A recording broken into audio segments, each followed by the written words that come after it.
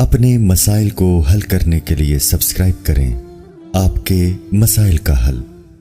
موتی صاحب میرا بھائی بہت پریشان ہے، میرے بھائی کی شادی کو صرف 6 ماہ ہوئے ہیں، شادی ہوتے ہی گھر میں بیماری آ گئی اور میرا بھائی بھی اچانک شدید بیمار ہو گیا، اسپتال میں داخل ہو گیا۔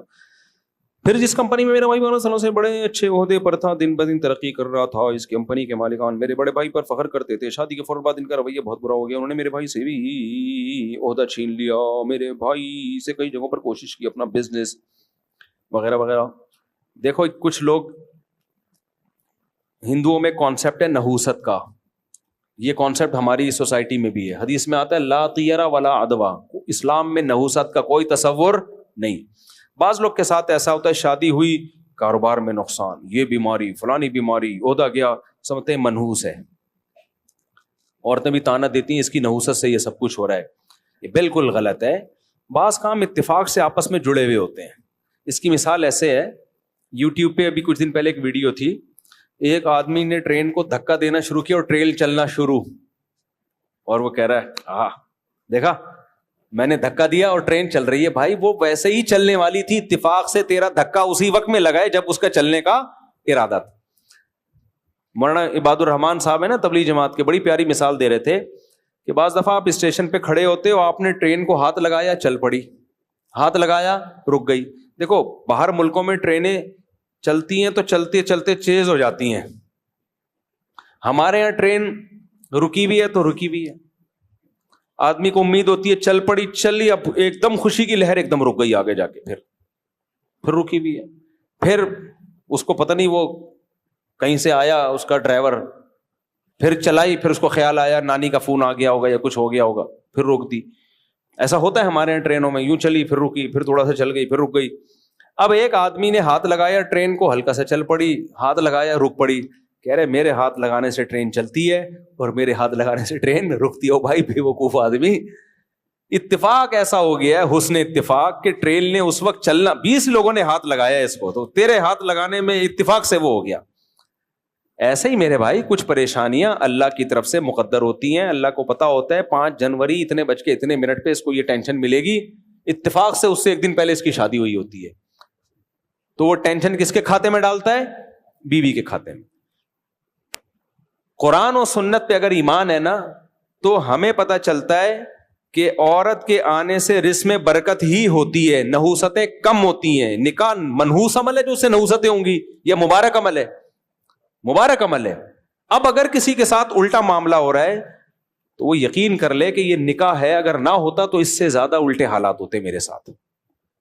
شادی کی وجہ سے کچھ بچت ہو گئی ہے، یعنی ہم تو عالم الغیب نہیں ہے نا، بہت سی پریشانیاں ایسی ہوتی ہیں جو ہونے والی ہوتی ہیں، اللہ نے وہ کسی کام کی نیکی کی وجہ سے ٹال دی ہوتی ہیں۔ جیسے دعائیں قبول کیسے ہوتی ہیں، ہم کچھ مانگ رہے ہوتے ہیں وہ نہیں ملتا، لیکن ایک مصیبت آنے والی ہوتی ہے وہ ٹل جاتی ہے۔ اب وہ مصیبت ہمیں نظر تھوڑی آ رہی ہے، تو جس کا غیب پر ایمان ہوگا وہ کہے گا بھائی دعا قبول ہو رہی ہے، جس کا غیب پر ایمان نہیں ہوگا وہ کہے گا میں تو مانگ رہا ہوں کچھ بھی نہیں مل رہا مجھے۔ بھائی کچھ مل تو نہیں رہا، لیکن بہت سی چیزیں جو مصیبتیں آنی تھی وہ ٹل رہی ہیں۔ تبھی تو قرآن نے کہہ دیا یؤمنون بالغیب، اسلام سے فائدہ وہی اٹھائے گا جو اللہ کی باتوں کو بن دیکھے ایمان لائے گا۔ تو جو لوگ کہتے ہیں ہم نے شادی کی اور غریب ہو گئے، میں ان سے کہتا ہوں بہت زیادہ غریب ہونا تھا تم نے، نکاح کی برکت سے کم غریب ہوئے ہو۔ کیا ہوئے ہو؟ کم غریب ہوئے ہو۔ اس کی بہت ساری آسان مثالیں ہیں کہ ایک ڈاکٹر نے آپ کو کوئی میڈیسن دی، میڈیسن کے سائیڈ ایفیکٹ اتنے تھے آپ کو بخار چڑھ گیا، جیسے بچوں کو حفاظتی ٹیکے لگتے ہیں، آپ گئے ٹیکا لگایا، 1 دن تک بچہ بخار میں، آپ نے کہا لو ٹیکا لگنے سے بخار ہو گیا، ڈاکٹر کہے گا یہ بخار کم ہے، یہ پولیو سے بچ گیا ہمیشہ کے لیے، یہ گردن توڑ بخار سے بچ گیا۔ اب چونکہ ہم نے تو نہ وہ گردن توڑ بخار دیکھا نہ پولیو دیکھا، تو اس لیے ہمیں کوئی فکر نہیں ہوتی، ڈاکٹروں کے سامنے رپورٹیں ہوتی ہیں۔ تو جب ڈاکٹروں پہ بغیر دیکھے ایمان لے آتے ہو، اپنے بچوں کے کولوں میں جا کے ٹیکے لگواتے ہو اور بخار بھی کرواتے ہو، صرف یہ کہہ کے کہ یار یہ کہہ رہا ہے کہ اگر نہ لگوایا تو گردن توڑ بخار کا خطرہ ہے، اس کے کہنے پہ ایمان لے آتے ہو، پھر بھی بخار ہوتا ہے تو آپ کہتے ہو کہ یہ بخار کم ہے، اگر ٹیکا نہ لگواتا اس سے بڑی بیماری ہوتی۔ تو اللہ کے کہنے پہ کیوں نہیں مان لیتے کہ یار بیوی کے آنے سے برکت ہی آتی ہے، نحوست نہیں آتی؟ تو نحوستیں اگر آ رہی ہیں تو اس کا مطلب یہ نہ آتی تو اس سے زیادہ نحوستیں آتی، سمجھتے ہو؟ یہ جو کہہ رہے ہیں نا آپ کے بھائی کا عہدہ بھی گیا, یہ بھی گیا, وہ بھی گیا, شادی نہ کرتے تو اللہ نہ کرے کہ کسی ٹرک ورک کے نیچے نہ آئے ہوئے ہوتے, اللہ بچائے ان کو.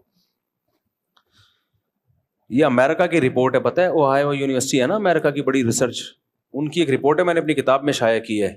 وہ کہتے ہیں جو انہوں نے تجزیہ کیا نا, انہوں نے کہا شادی شدہ لوگوں کی زندگی زیادہ کامیاب اور ان کے پاس پیسہ زیادہ ہوتا ہے, بچت زیادہ ہوتی ہے.